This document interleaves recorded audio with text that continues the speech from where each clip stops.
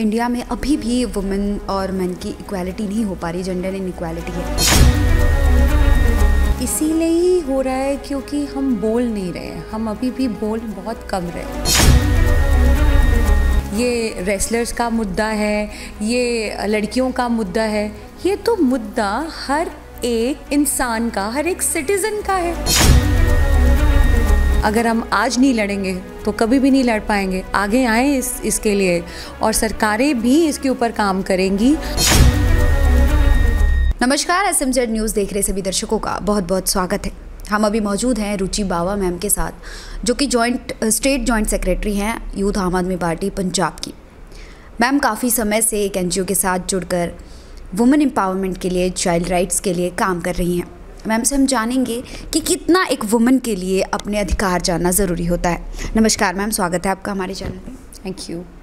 कितना एक वुमेन के लिए अपना अधिकार जानना ज़रूरी होता है?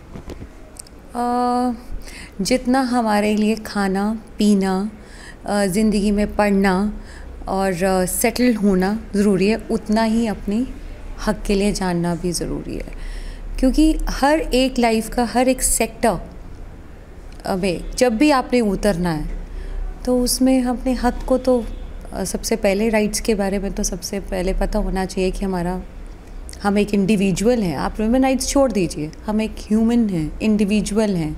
हमें भी भगवान ने वैसे ही उतारा है जैसे किसी और इंडिविजुअल को उतारा है, तो उसके तो ह्यूमन राइट्स बनते ही, उसको जानना बहुत ज़रूरी है। बात करेंगे हम इक्वालिटी की। इंडिया में अभी भी वुमेन और मेन की इक्वालिटी नहीं हो पा रही, जेंडर इनइक्वालिटी है। तो उसके लिए क्या कुछ करना चाहिए वुमेन को, क्योंकि हम सेम प्रोफेशन में होते हैं, बट मेन को ज़्यादा सैलरी होती है, सेम वर्क भी होता है, बट वुमेन की कम होती है। कई सेक्टर्स में ये देखे गए हैं, तो ऐसा क्यों होता है? इसीलिए ही हो रहा है क्योंकि हम बोल नहीं रहे हैं, हम अभी भी बोल बहुत कम रहे हैं। किसी एक सेक्टर में आप जाइए, आपको आज फील हो रहा है कि मेल्स की ज़्यादा सैलरी है, फीमेल्स की कम सैलरी। पढ़े लिखे ज़्यादा भी होती है फीमेल्स, और फिर भी उसकी सैलरी कम है। क्यों कम है? क्या कमी है? तो ये तो कमी तो हम लोगों ने ही बनाई हुई है।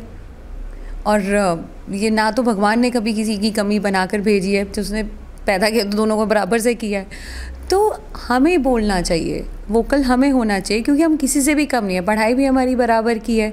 तो ये तो अवेयरनेस है कि हम कितना उस जगह पे अपने लिए बोल पा रहे हैं और अपनी वैल्यू क्या करते हैं।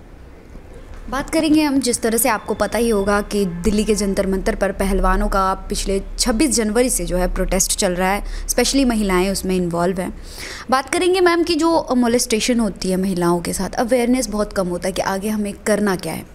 तो ये अवेयरनेस किस तरह से आ सकती है महिलाओं के अंदर? कैसे आप लोग काम कर रहे हैं इसमें? अवेयरनेस कैंप्स हम अलग अलग एरियाज़ में लगाते हैं कि महिलाओं का क्या राइट्स हैं, वुमेन राइट्स क्या हैं, चाइल्ड राइट्स क्या हैं।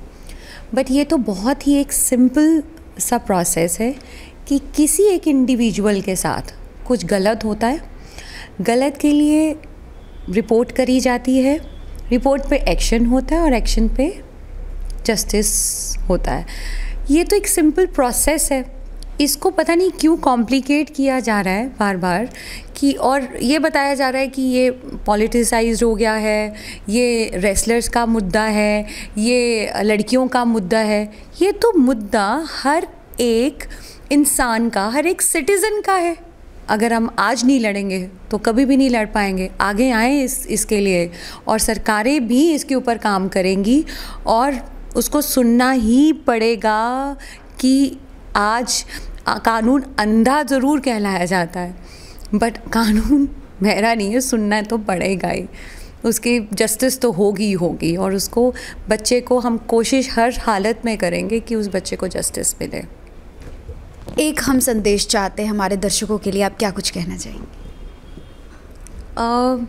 दर्शकों को तो सिर्फ इतना ही रिक्वेस्ट करूँगी कि जो आपके बेसिक राइट्स हैं, जो आपके लॉज बने हुए हैं, ऑलरेडी लॉज बने हुए हैं, उसको जानिए, उस प्रोसेस को जानिए।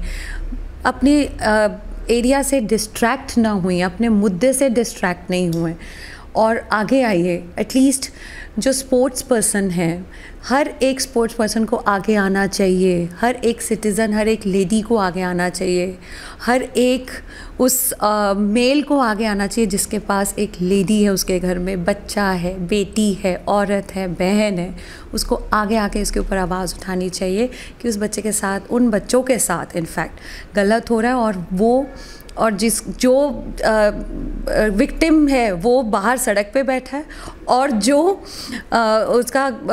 जिसको हकदार होना चाहिए उसको जेल के अंदर होना चाहिए, और वो पार्लियामेंट हाउस में बैठा है।